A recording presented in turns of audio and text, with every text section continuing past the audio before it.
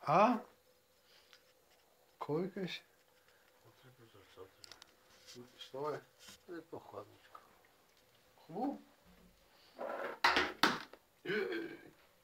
Не бах мамата.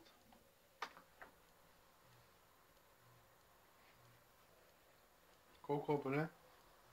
По-добре ли си? Да. А? Да. Не ме просто падна кръвното, брат, и тя днеска цял ден главата му болеше, видя. Кой се напи? Няма да го кажа, защото е компромат. Напи ли се? Напих се. Ага. Напих се, ба, тя ще го умра. И какво друго? Не, няма да го кажа. Другото няма. И какво друго? Не, нищо. И какво друго? Нищо. И са? Напиках си го. Напуших? Не. Да не сме предаването на пушите.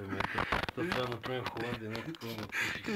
И се напуших като свиня. Не като свиня, като прасе, и така маят, че се изложих гледа пред всички. При чужденците? През чужденците най-вече. Това заглавие ще бъде тотално. Тотално. Как на тази страна, бе? Мовче, не дей. Жорж, как е ме кажи? Той е по-добре. Не знам. Мами, То припаднал. Мами, не знам, че ми просто на пази кодри. То припаднал. Не съм припаднал, не чувствам краката. Чувам, обаче не виждам. Не виждам, обаче съм неадекватен. Сериозно? Кръчета ми си ги часове тук. Помъча да стане хоп. Сериозно? Мълчи, не. Обещах на жената, че дигна чините. Аз хубаво бях започнал и чините, ама се надигнал. Що ти се навиха? Няма нищо. Аз защото повече така направих. Как направи? Ще кажа аз. Как направи? А? Кажи. Ти само беше път, не ти кажа.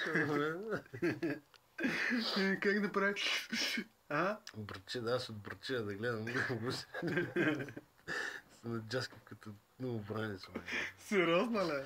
Каже на ми той да дигна. Оле, не може да дигна пишата глава.